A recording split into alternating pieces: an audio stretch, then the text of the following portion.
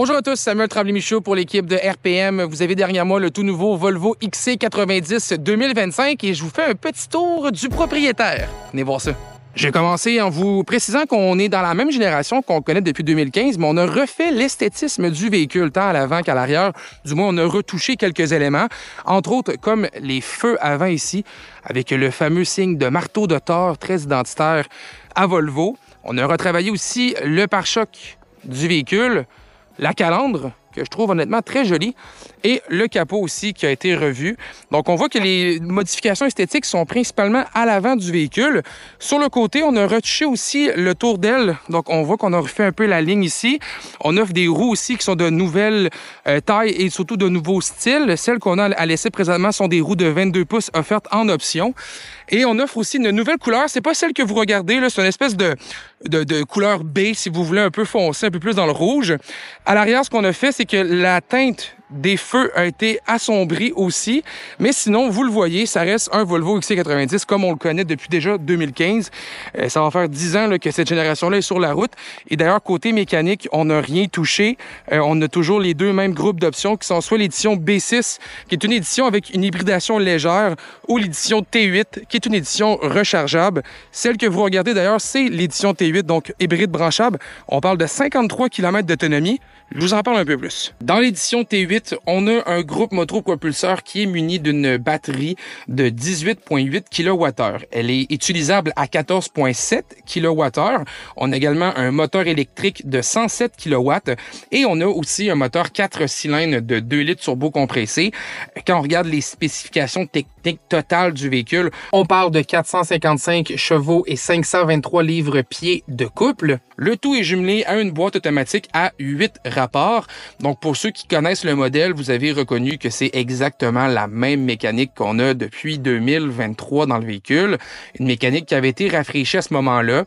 On a donc conservé exactement les mêmes aptitudes. On parle toujours de 2250 kg de remorquage, donc 5000 livres environ, lorsqu'on utilise une remorque munie d'un système de frein. C'est un VUS qui peut toujours être offert en 6 ou 7 places. Somme toute, on a retravaillé quelques éléments au niveau de la suspension. On a revu le système d'amortisseur pour mettre un système avec une valve qui va venir compenser les intempéries de la route. C'est important de préciser que c'est pas un système qui est électronique, c'est un système qui est mécanique. Et ça va être offert dans la suspension de série des Volvo XC90.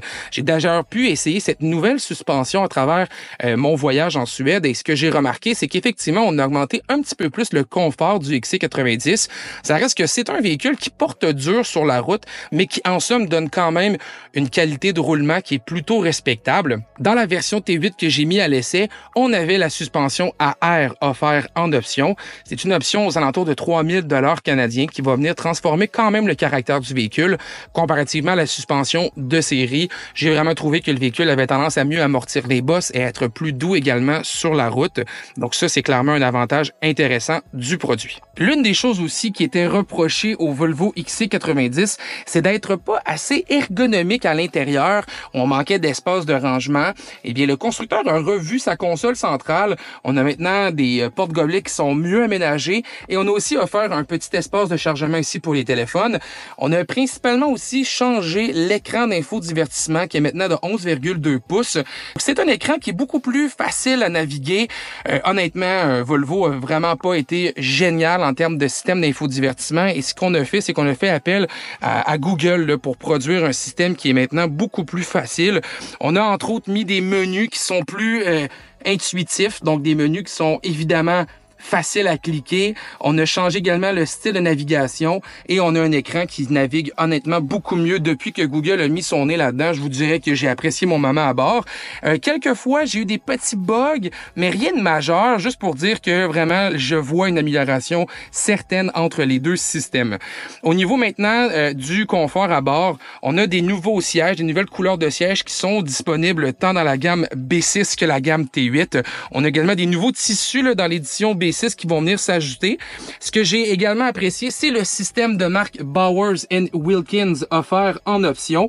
J'ai déjà fait une petite vidéo là, sur le rpmweb.ca pour faire le test de ce système de son-là, mais on a 19 haut-parleurs de disponibles, 1410 watts également de disponibles en termes de sonorité. Donc, c'est un système qui va vraiment donner une bonne puissance et une justesse sonore qui est assez remarquable.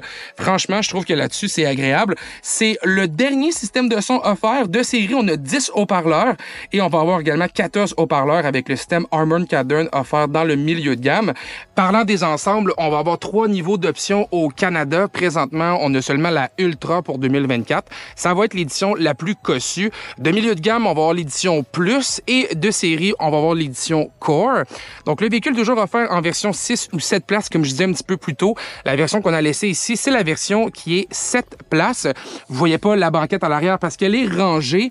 On a pu la baisser pour obtenir un espace de chargement qui est plus volumineux ici. Donc, vous le voyez vraiment, le Volvo XC90 est plus dans une continuité générationnelle que dans une modernisation complète.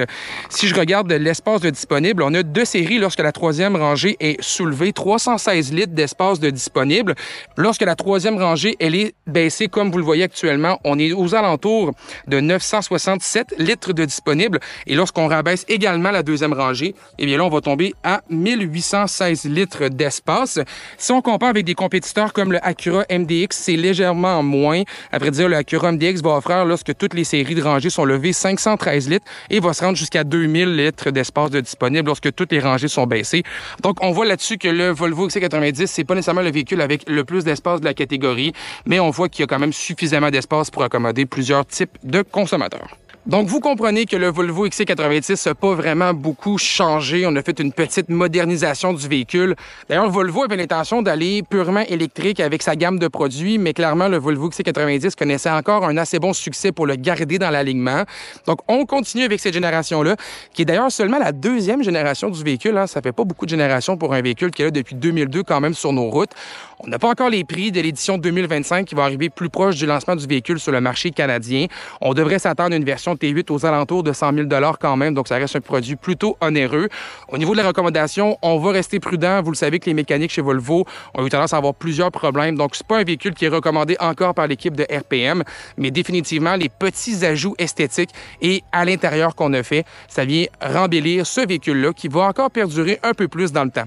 Pour tous les détails, rendez-vous sur le rpmweb.ca. Bonne journée!